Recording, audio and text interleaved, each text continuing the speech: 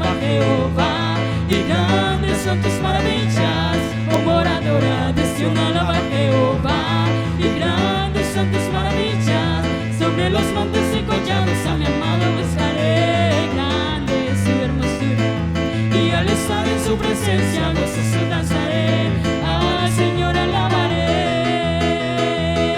Oh moradora de Sión, alaba Jehová, y grandes son tus maravillas. Oh moradora de Sión, alaba Jehová, y grandes son tus maravillas, y grandes son tus maravillas, y grandes son tus maravillas. Tú eres grande, Jehová, y grande es tu nombre. Tú eres grande, Jehová, y grande es tu nombre. Tú eres grande, Jehová, y grande es tu nombre. Tú eres grande, Jehová, y grande es tu nombre. Y grande y fuerte es nuestro Dios. Y grande y fuerte es nuestro Dios. Y grande y fuerte es nuestro Dios. Y grande y fuerte es nuestro Dios. Vestido en majestad, coronado con poder, digno de toda la adoración. Vestido en majestad, coronado con poder, toda gloria y honra sea para ti. Y grande, fuerte es nuestro Dios. Grande y fuerte es nuestro Dios. Y grande y fuerte es nuestro Dios. Grande y fuerte es nuestro Dios. Grande y fuerte es nuestro Dios. Grande y fuerte es nuestro Dios. Vestido en majestad, coronado con poder, digno de toda la adoración. Vestido en majestad, coronado con poder, toda gloria y honra sea para ti. Grande, fuerte es nuestro Dios. Grande, fuerte es nuestro Dios. Grande y fuerte es nuestro Dios. Grande y fuerte es nuestro Dios. Grande y fuerte es nuestro Dios. Grande y fuerte es nuestro Dios.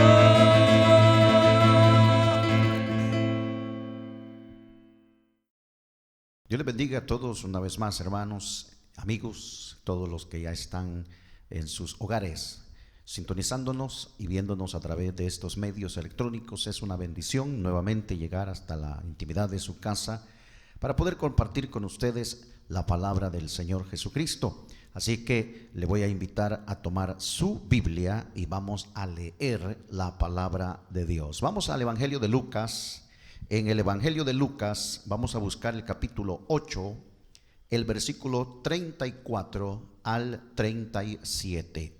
Leemos la Biblia en el nombre de Jesús y dice así: Y los que apacentaban los cerdos, cuando vieron lo que había acontecido, huyeron, y yendo dieron aviso en la ciudad y por los campos, y salieron a ver lo que había sucedido. Y vinieron a Jesús, y hallaron al hombre de quien habían salido los demonios, sentado a los pies de Jesús, vestido y en su juicio cabal. Y tuvieron miedo, y los que lo habían visto les contaron cómo había sido salvado el endemoniado.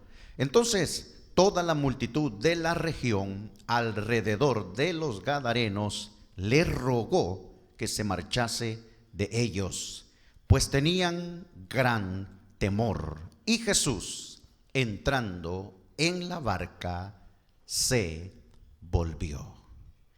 Vamos a orar para que sea el Espíritu de Dios que lleve esta palabra a nuestros corazones. Bendito Padre eterno, le damos gracias porque nos permite en esta ocasión volver a leer su palabra bendita y santa, Señor. Pero más que leer esta palabra, queremos que su Espíritu se encargue de discernirla de la mejor forma, Señor. Estamos hambrientos, estamos sedientos de poder encontrar las respuestas a nuestras dificultades. Y estoy seguro que en esta ocasión, Señor, tú vas a darme una respuesta a todas mis inquietudes. Así que desde ya, Señor, bendigo, Señor, su nombre y le digo, Señor, que hable a mi corazón. Estoy listo, estoy dispuesto a recibir su palabra en el nombre de Jesús. Amén, gloria al Señor. Bien, vamos entonces a entrar al estudio de la palabra de Dios en este momento. Quiero hacer esta enseñanza basada en este pensamiento. Aprovecha la ayuda que Jesús te ofrece. De eso vamos a hablar en esta ocasión. Aprovecha la ayuda que Jesús te ofrece. Cuando nosotros estudiamos la vida de Cristo, cuando estudiamos su ministerio y sus obras, nos damos cuenta que cuando Él viene a la tierra, lo hace con muchos propósitos. El propósito principal de todos lo describe el Evangelio de Juan, y hay un versículo muy conocido que creo que casi todos nosotros lo hemos oído alguna vez, lo hemos leído en la Biblia y quizás lo podemos hasta de memoria, y es el capítulo 3 del Evangelio de Juan, verso 16 al 17. Porque de tal manera amó Dios al mundo, que ha dado a su Hijo unigénito, para que todo aquel que en Él cree no se pierda, mas tenga vida eterna. Porque no envió Dios a su Hijo al mundo para condenar al mundo, sino para que el mundo sea salvo por Él. Es claro y muy entendible lo que dice Juan en estos versos. Jesús vino al mundo para salvarlo de la condenación eterna. Y esto solo se logra por medio del plan de salvación que la misma palabra de Dios nos enseña. Jesús mismo se lo dijo a uno de los rabinos muy entendidos del judaísmo, llamado Nicodemo, en ese mismo capítulo 3 del Evangelio de Juan. Si usted lo puede leer en su casa, se va a dar cuenta que Jesús platica con este rabino que lo llega a buscar de noche y le dice: Señor, sabemos que han venido de Dios, porque todo lo que tú estás haciendo son cosas extraordinarias, maravillosas, y si no estuviese Dios contigo, no las estarías realizando. Pero Jesús, aparte de otras cosas, le dice: no te maravilles de lo que te estoy diciendo. Es necesario nacer del agua y del Espíritu para entrar al reino de los cielos. Este fue el mensaje también que los apóstoles de Cristo también predicaron, hermano. En todo el libro de los Hechos nosotros encontramos a la iglesia apostólica dirigida por aquellos hombres que habían sido entrenados, discipulados por el Señor Jesucristo, y vemos su mensaje, vemos su doctrina, vemos su predicación en todo lo que es el libro de los Hechos. Vemos el plan de salvación descrito en este momento: arrepentimiento, bautismo en agua en el nombre de Jesucristo para el perdón de los pecados, y la llenura del Espíritu Santo, hablando en otras lenguas como el Espíritu Santo de que hable. Entonces vemos nosotros que los apóstoles también predicaron ese mismo plan de salvación, ese mismo plan que fue enseñado por el Señor Jesucristo. Estaba presente en los primeros siglos de la iglesia apostólica. Pero otro de los propósitos por los cuales Jesús vino a la tierra también lo describe el profeta Isaías.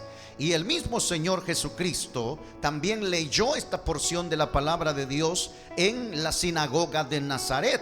En Lucas 4:18 encontramos lo que Jesús leyó y dijo: el Espíritu del Señor está sobre mí, por cuanto me ha ungido para dar buenas nuevas a los pobres. Me ha enviado a sanar a los quebrantados de corazón, a pregonar libertad a los cautivos y darle la vista a los ciegos, a poner en libertad a los oprimidos. Esto es precisamente lo que describen los evangelios, las obras, los milagros, las maravillas, las proezas, las sanidades, las resurrecciones que Jesús hizo en aquel tiempo. Todo esto estaba completamente marcado ya por los profetas del Antiguo Testamento. Eran beneficios físicos que Jesús trajo a esta tierra. Además, también beneficios materiales. En muchas ocasiones Jesús alimentó a multitudes cuando ellos le seguían, cuando ellos le buscaban. De tal manera que Jesús trajo muchos beneficios, no solamente espirituales, sino también físicos, materiales. Ahora la Biblia dice que Jesús se dirige en esta ocasión a las afueras de Israel, específicamente a la región de los Gadarenos. Gadara estaba a unos 15 kilómetros más o menos de distancia de la ciudad de Galilea. Y para poder pasar a esa región tenían que pasar por el mar de Galilea. De tal manera que la Biblia dice que en este momento Jesús sube a una barca con sus discípulos y se dirige a la región de Gadara. Esta región estaba habitada más que todo por personas que no eran judías. La mayoría de personas habitantes de ese lugar eran gentiles que habían, diseminado por todas esas regiones. Sin embargo, Jesús fue a esa región para poder otorgar beneficios y ser de bendición a los habitantes de Gadara. La Biblia dice que al llegar al lugar sucedió algo bien interesante, y de eso es lo que vamos a hablar nosotros en esta ocasión. Dos endemoniados salen al encuentro de Jesús de ese lugar. Aunque Lucas en su relato solamente se enfoca en uno de ellos, sin embargo, por los otros evangelios nosotros sabemos que eran dos endemoniados los que estaban en esa región.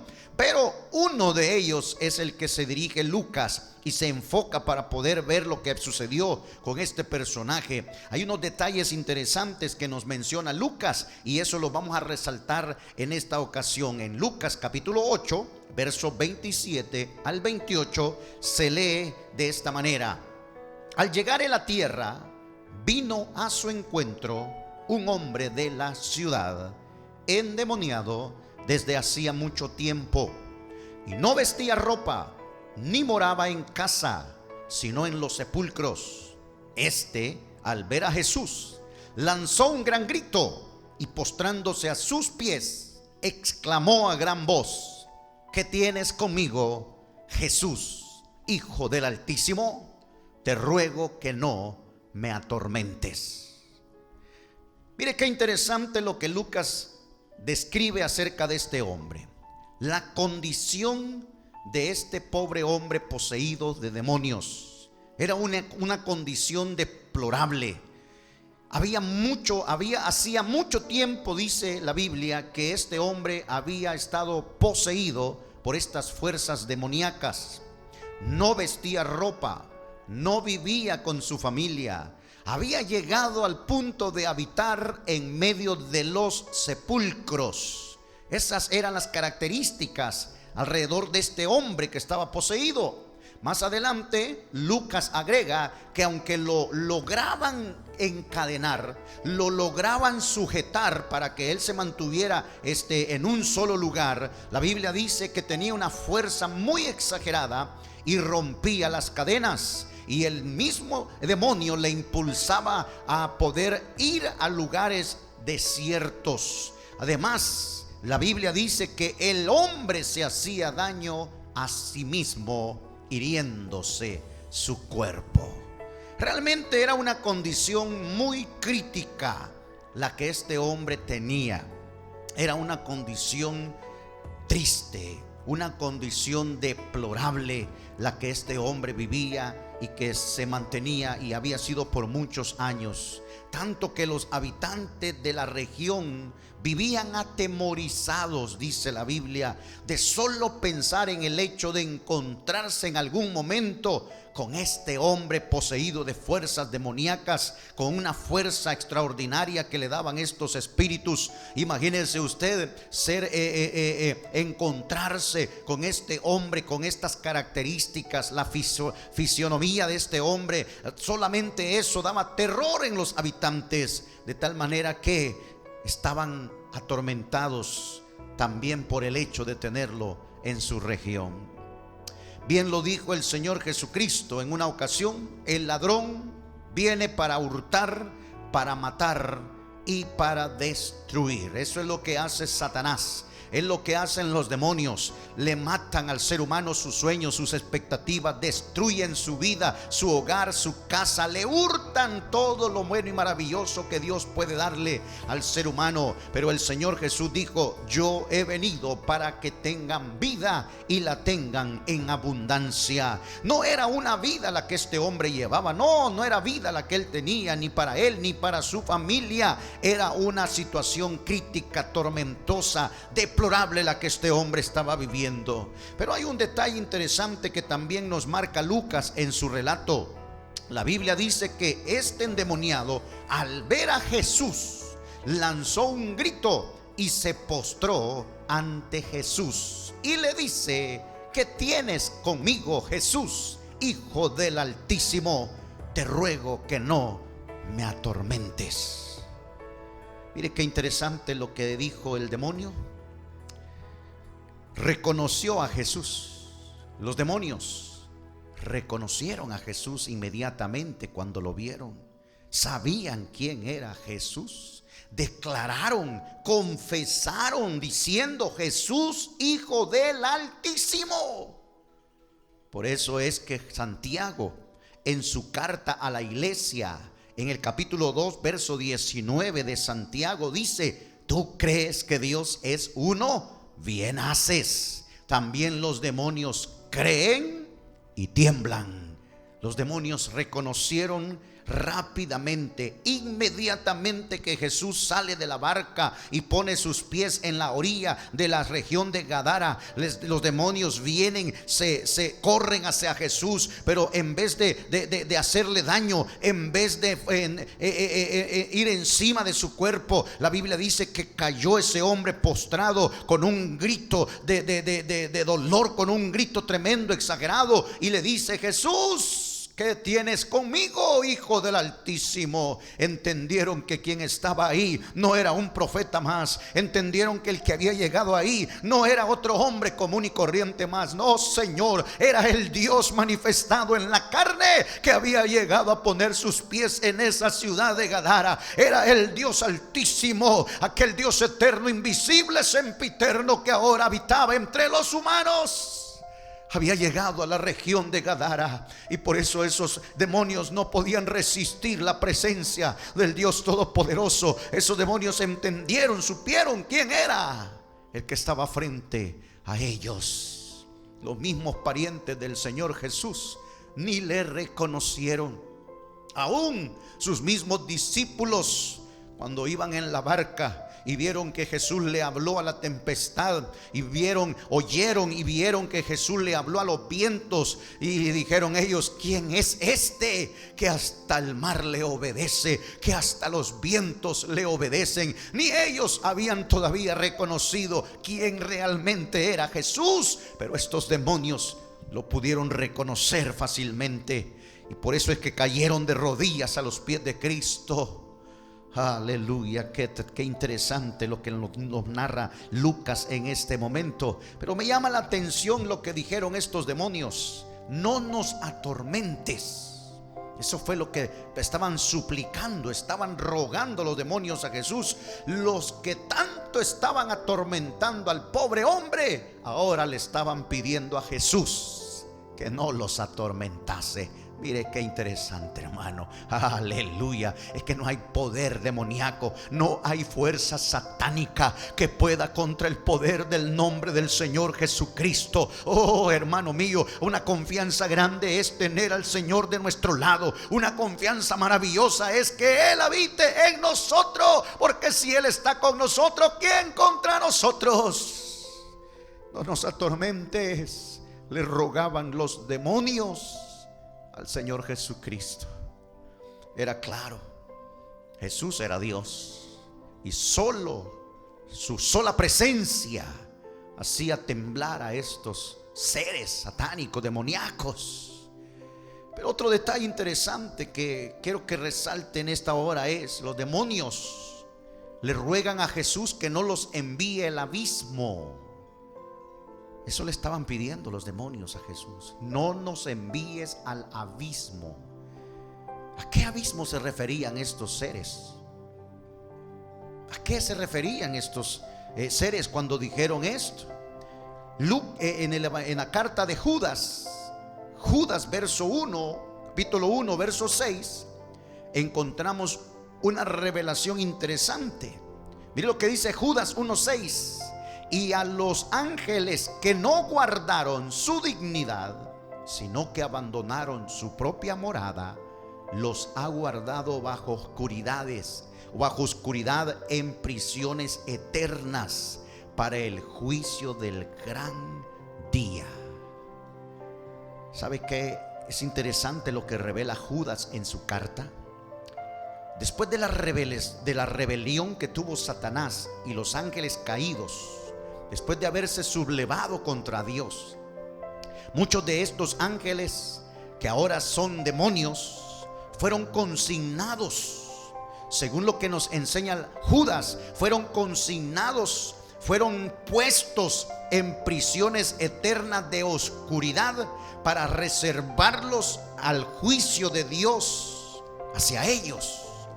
Entonces, cuando los demonios que estaban en la persona del habitante de Gadara le dicen a Jesús: no nos envíes al abismo, seguramente se estaban refiriendo a esa oscuridad, a esa prisión de oscuridad donde habían muchos demonios más. Ahí están esperando el día del juicio de Dios hacia ellos por no haber guardado su dignidad ante Dios, por no haber sido fieles y leales a Dios, por haberse dejado engañar por Satanás. Ellos están esperando el juicio de Dios sobre ellos. Así que ellos le rogaban a Jesús diciendo: no nos envíes al abismo. También nosotros podemos ver en cuanto a esta revelación que muchos de estos ángeles que luego se convierten en demonios quedaron activos haciendo la obra malvada y destructiva de Satanás aquí en la tierra. Y por eso es que estos demonios que habían poseído el cuerpo de este hombre estaban sueltos y estaban cumpliendo una labor destructiva que Satanás ha traído a esta tierra. Entonces estos demonios le dicen: no nos envíes al abismo. No querían ir a las cárceles de oscuridad eterna reservadas para aquellos que no guardaron su dignidad con Dios. Más bien le piden permiso a Jesús para poseer el cuerpo de muchos cerdos que se encontraban cerca de ese lugar. Cuando nosotros leemos la historia nos damos cuenta de esto. Y mire, qué bueno es Cristo. Mire, la Biblia dice que le dio permiso a los demonios. Jesús los podía haber enviado directamente al abismo. Él es Dios, pero les dio permiso. La Biblia dice que cuando Jesús les da permiso, los demonios salen del hombre y van y poseen los cuerpos de los cerdos que estaban ahí cerca de ese lugar. Y cuando los cerdos se sintieron poseídos por estas fuerzas satánicas, se alborotaron, y al sentir esa fuerza demoníaca en sus cuerpos, se volvieron locos. Y dice la Biblia que se precipitaron a un despeñadero y murieron. Muchos incrédulos y enemigos de Jesús han criticado la acción que Jesús hizo en este momento. Dicen que fue Jesús el que tuvo la culpa de que aquellos moradores de Gadara se molestasen porque les mató a los cerdos. Algunos incrédulos, escépticos, enemigos de Jesús, dicen que Jesús fue injusto matando los cerdos a estos habitantes. Pero realmente cuando nosotros examinamos el pasaje, la historia, cuando vemos el relato de Lucas, no fue así. Jesús solo les dio permiso a los demonios de entrar en aquellos cerdos. Pero quienes fueron en realidad los que indujeron a los cerdos a morir en el despeñadero fueron los mismos demonios. Escuche eso. No fue Jesús. Él simplemente les dio permiso a ellos. Los demonios poseen al hato de cerdos y ellos impulsan a los cerdos a morir. No fue Jesús. ¿Sabe qué? Muchos hoy en día piensan lo mismo que estos incrédulos. Le echan la culpa a Dios de sus fracasos. Le echan la culpa a Dios de sus desdichas, de sus malas vidas. Pero en realidad no es culpa de Dios. Es culpa de las acciones malas que se toman como seres humanos. Es culpa de la mala decisión que nosotros tomamos yéndonos por el camino incorrecto. No es culpa de Dios, hermano.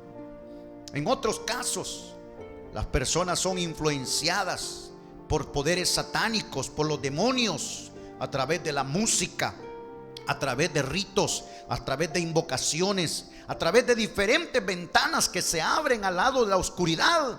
Las personas llaman demonios a sus vidas y ellos les influyen y les comienzan a inducir a hacer cosas desagradables, a hacer cosas horribles, a hacer cosas que están en contra de la moral y de la ética, mucho más en contra de los principios divinos del Señor. Pero al final le terminan echando la culpa a Dios. Qué lástima, porque no se dan cuenta que no es Dios el que tiene la culpa de sus fracasos.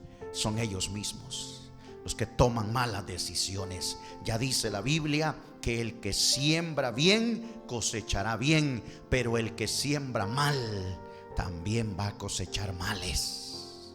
Gloria a Dios. Ahora yo quiero llegar a un punto bien interesante más de la historia. En el capítulo 8, verso 34 y 35 de Lucas, dice la Biblia estas palabras: y los que apacentaban los cerdos, cuando vieron lo que había acontecido, huyeron. Y yendo, dieron aviso en la ciudad y por los campos, y salieron a ver lo que había sucedido. Y vinieron a Jesús, y hallaron al hombre de quien habían salido los demonios, sentado a los pies de Jesús, vestido y en su cabal juicio, y tuvieron miedo. Escuche esto. Los que cuidaban a los cerdos, al ver lo que había sucedido, corren a la ciudad y dan aviso de lo que habían visto. Esto atrajo la atención de muchos habitantes de la ciudad, que prontamente llegaron al lugar donde los cuidadores de cerdos les dijeron que había sucedido el milagro de liberación del endemoniado. Y cuando llegan, se encuentran un cuadro del hombre que había estado poseído por demonios, pero ahora estaba sano, en su sano juicio, dice la Biblia. Ya no tenía aquella mirada desorbitada, ya no tenía aquella mirada perdida, cristalizada, quizás vidriosa, ya no tenía aquel rostro furioso. Su rostro había cambiado, su sano juicio había llegado, dice la Biblia. Ahora estaba vestido, y lo más interesante, estaba sentado a los pies de Jesús. Y cuando estos hombres llegan y ven ese cuadro, dice la Biblia que les causó miedo. Yo no entiendo por qué tenían miedo a estos hombres. Le hubieran tenido miedo a la condición de ese endemoniado, que podía abalanzarse sobre ellos y quizás herirlos o hasta matarlos. Pero ahora que lo ven en su sano juicio, vestido, cuerdo, pero la Biblia dice que les dio miedo. Y es aquí donde sucede algo que es totalmente inaudito e incomprensible. Hermano, amigo, no sé, no entiendo, no comprendo, pero quiero que veamos esto. Lucas 8:37, mire lo que dice. Entonces toda la multitud de la región alrededor de los Gadarenos le rogó que se marchase de ellos, pues tenían gran temor. Y Jesús, entrando en la barca, se volvió. Toda la multitud, dice Lucas, no era uno, ni dos, ni tres, ni unos cuantos. Toda la multitud de la región, dice Lucas, le rogó a Jesús que se marchase. ¿Por qué? Si lo que Jesús había hecho era una buena obra. Entendamos lo que está sucediendo en este relato, hermano. Lo que Jesús acababa de hacer con ese hombre, con ese pobre hombre endemoniado, atormentado de mucho tiempo por estos demonios, era un milagro, una buena obra. Le había liberado, que por tantos años había sido atormentado, y es más, había sido causa de temor en la misma región de ellos.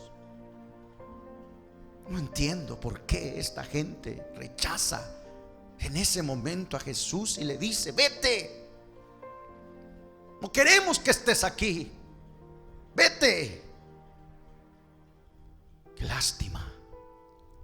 La presencia de Cristo en medio de ellos era una garantía de que los demonios no volverían a hacer algo similar con ellos o con ninguna otra persona. ¿Entiende eso? El solo hecho de que Jesús estuviera ahí y ellos haber visto con sus propios ojos la liberación de este hombre era una garantía maravillosa de que mientras Jesús estuviera ahí, los demonios no volverían a hacer lo mismo con ningún habitante de su ciudad. Además, ver a ese hombre en una condición diferente, ver a ese hombre ahora en su sano juicio, vestido, cuerdo, debía haberle llenado de gozo, de admiración por Cristo, por el hombre, por el Señor, porque nadie había podido hacer nada por ese hombre. Mucho tiempo había pasado este hombre atormentado, endemoniado, hiriéndose a sí mismo, asustando a las personas, y nadie había logrado hacer lo que Jesús había hecho en ese momento. ¿Se imagina usted? Solo es el hecho de ver a ese hombre transformado, cambiado, era un motivo de gozo, de admiración por el Señor Jesucristo. ¿No le parece? Pero aquellos hombres se habían sentido golpeados en donde más le dolía, en su dinero. Como consecuencia de la liberación del endemoniado, ellos habían perdido un gran hato de cerdos. Por lo tanto, no se sentían alegres, no se sentían felices de lo que había ocurrido ahí. Por eso fue que le dijeron a Jesús: vete, no estés aquí más. No valoraron todo el bien que Jesús podría haber hecho con ellos en esa región, hermano. Yo no entiendo qué pasó con esta gente. ¿Cuántos más endemoniados podían haber habido en Gadara? ¿Cuántos enfermos podían haber habido en Gadara?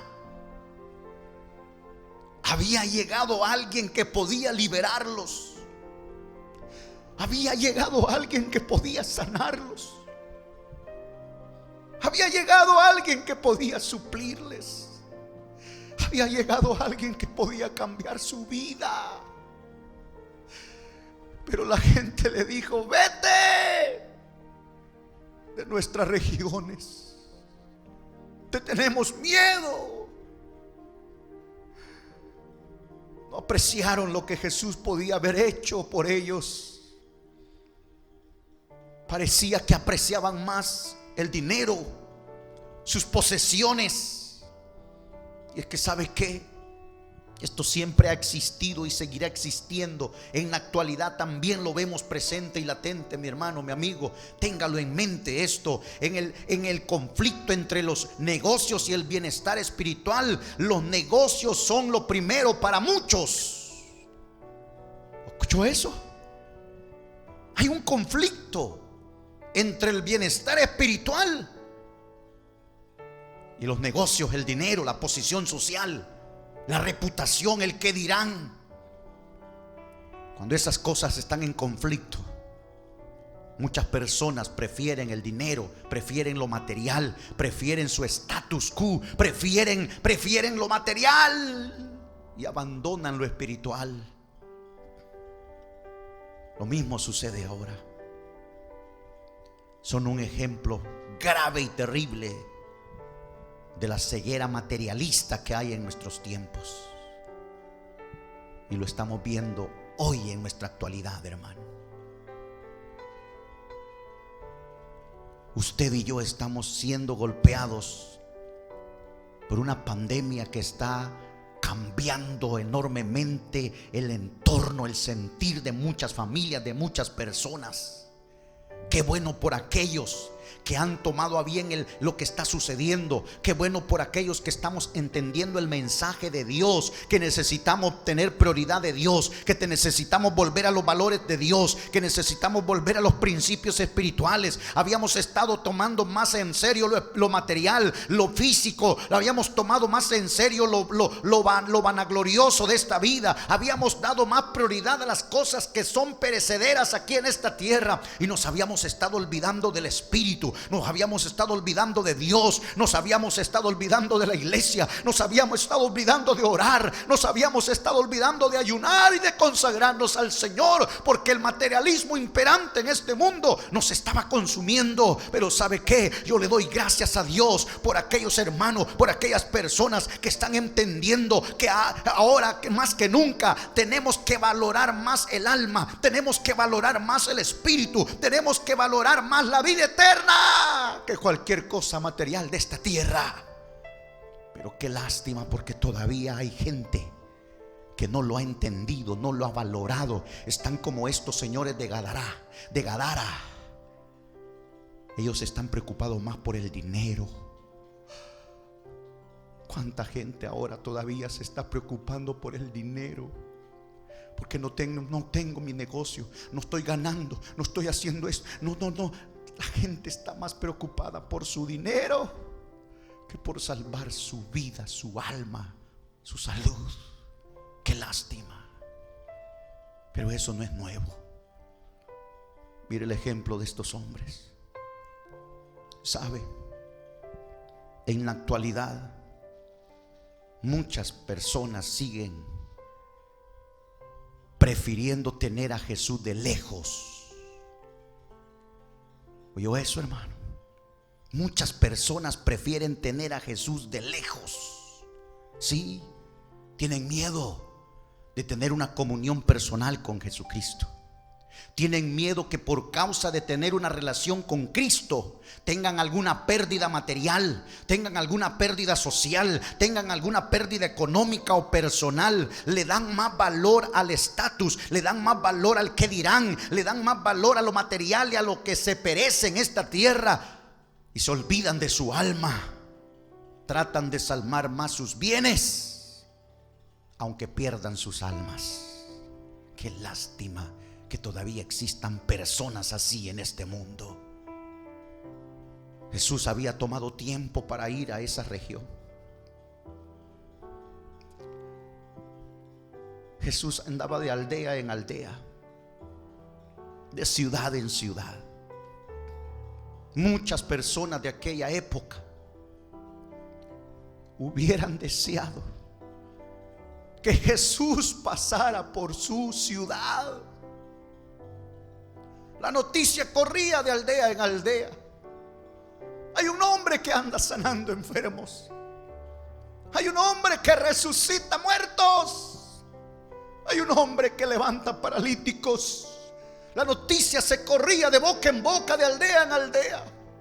Y muchas personas hubiesen deseado, anhelado que ese hombre que sanaba, que ese hombre que resucitaba, que ese hombre que proveía milagrosamente hubiera pasado por un instante en su ciudad, en su aldea. Y Jesús tomó tiempo, tomó espacio para ir y presentarse a la región de los Gadarenos. Sí, tomó tiempo para ir a esa región, para poder llevar sus beneficios, para poder ayudar a esa gente. Les llegó y les demostró que no había fuerza demoníaca que lo detuviese. Les demostró que para él no había nada imposible, no había nada que pudiera en contra del poder de Cristo. Le demostró a los gadarenos, pero ellos no lo entendieron, lo rechazaron. Yo digo, ¿cómo puede ser posible que alguien que tenga grandes necesidades físicas, alguien que tenga necesidades materiales, espirituales, pueda rechazar la gran ayuda que Jesús le ofrece? Esto es como que usted no tenga nada que comer. Esto es como que usted no tenga nada que comer, que beber en su casa. Ya pasaron muchos días y usted no ha comido, no ha bebido. Y llega su vecino y le dice: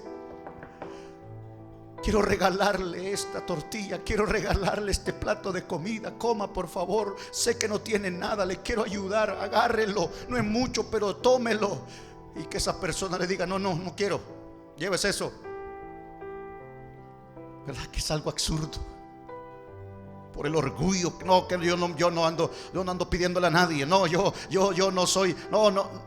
Qué absurdo que hayan personas que están en grandes necesidades y rechacen la ayuda que alguien le ofrece. En este caso, hay cosas que solamente Dios puede hacer con nosotros. Y sería inaudito, absurdo, que una persona que sabe que su problema, que su enfermedad, que su angustia, que su escasez solo puede ser suplida por el Señor Jesucristo, y qué lástima es que rechace la ayuda que Jesús le ofrece. Por el contrario, dice la Biblia que el hombre que había sido liberado por Jesús le rogaba a Jesús que lo dejase ir con él. Quería convertirse en su discípulo. Y es que eso es lo que sucede cuando alguien ha sido merecedor de la bendita gracia de Dios. Cuando alguien ha experimentado y ha aprovechado la ayuda que el Señor Jesús le ha brindado, le ha ofrecido, lo sanó, lo bendijo, lo liberó, lo levantó, lo perdonó, lo salvó. Cuando el Señor ha demostrado su gracia a una persona, lo menos que esa persona quiere es ser mal agradecido con Dios y le dice: Señor, yo quiero ser tu discípulo, yo quiero aprender más de ti, yo quiero estar contigo, quiero conocerte mejor, quiero que me hagas tu discípulo. Eso es lo que le estaba diciendo este hombre que había sido liberado. Él había entendido que la misericordia de Dios lo había alcanzado y quería ir con Jesús, quería aprender más de él. Pero es interesante lo que Jesús le dijo a este hombre. Lucas 8:39 dice que Jesús le dijo: vuélvete a tu casa y cuenta cuán grandes cosas ha hecho Dios contigo. Y él se fue, publicando por toda la ciudad cuán grandes cosas había hecho Jesús con él. Vuélvete a tu casa, le dijo Jesús, y testifica de lo que Dios ha hecho contigo. Estaba diciendo Jesús: ve a hablarle a tu familia, Cuéntale lo que ha pasado contigo. Jesús le está diciendo: diles cuál era tu antes y el después de tu vida.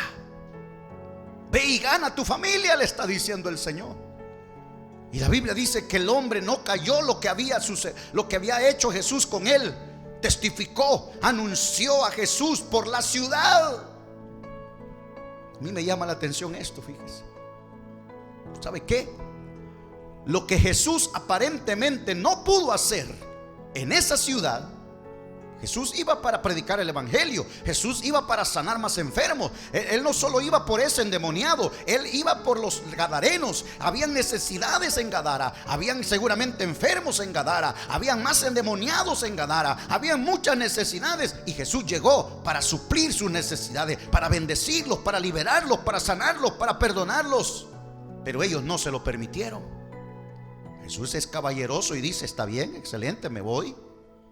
Se regresa, él no quiere nada a la fuerza. Pero Jesús dejó a ese hombre como un testimonio de la misericordia de Dios. Y el hombre sí entró en la ciudad y predicó, dice la Biblia. Su testimonio personal fue su mejor instrumento para que los habitantes de Gadara conocieran a Jesús. ¿Quién más que ellos habían visto a este hombre endemoniado y con esas características que describe Lucas? Desnudo, con gran fuerza. Imagino su rostro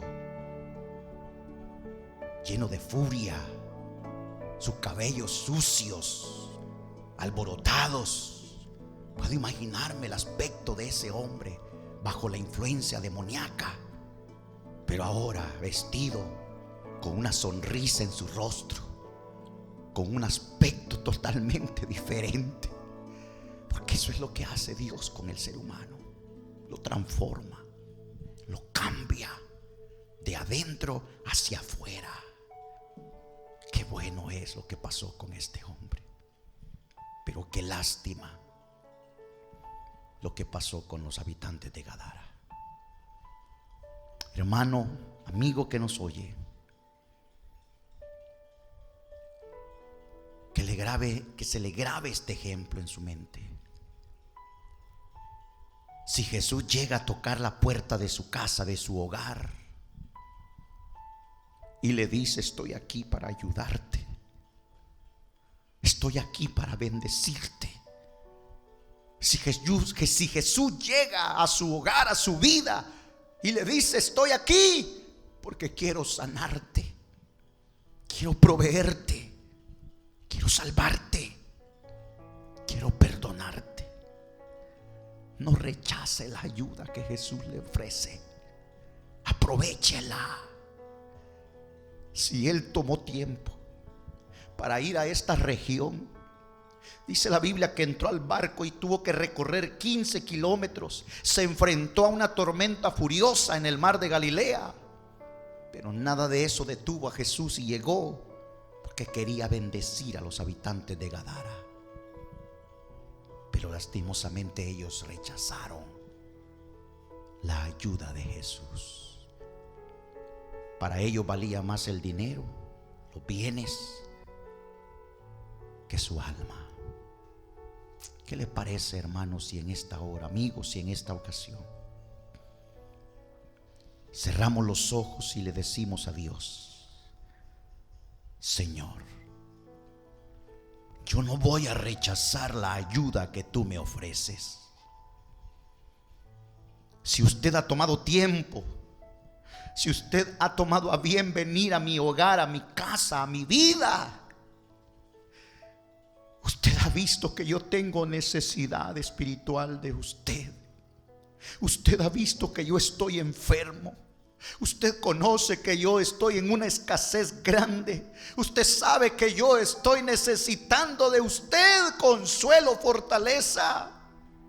Yo le agradezco por haber tomado el tiempo y venir a mi vida, Señor. Voy a aprovechar lo que usted tiene para mí en esta ocasión. Voy a aprovechar esas bendiciones, esos beneficios. Voy a aprovechar esa sanidad que usted tiene preparada para mi cuerpo. Voy a aprovechar esa bendición económica que usted tiene preparada para mí y mi familia. Voy a aprovechar ese perdón de pecados que usted tiene para mí y mi familia, Señor. Voy a aprovechar los beneficios espirituales, materiales, Señor, que usted tiene para mí. Oh, quédese aquí en mi casa, Señor. Quédese morando en mi vida. Quédese, Señor, en mi hogar. Oh, yo estoy listo, Señor, para que usted habite en mi vida, habite en mi casa, en mi familia, Señor. No se vaya, Señor, de largo. No se vaya de largo. Yo estoy listo. Las puertas de mi corazón están abiertas, Señor, para que usted se quede y more en mí y en mi hogar, Señor. No voy a ser como esos habitantes. Oh, para mí vale más mi alma, Señor. Para mí vale más mi ser. Para mí vale más mi vida, Señor Jesucristo. Lo material no sirve para nada. Aquí se queda el status quo y todo lo demás. Eso es pasajero, es vanagloria y vanidad de la vida. Pero yo necesito lo eterno, lo incorruptible, lo que no perece, Señor. Y eso solo tú me lo puedes dar, Dios mío.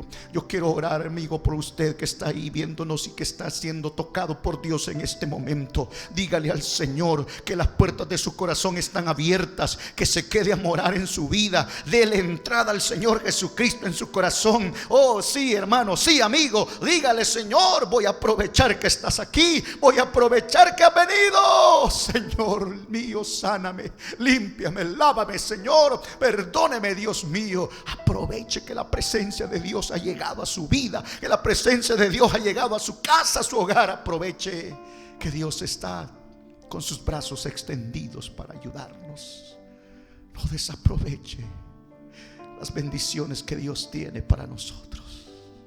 Gracias, Señor, porque usted ha tomado tiempo para venir y bendecirnos. Gracias, gracias, Dios, en el nombre de Jesús.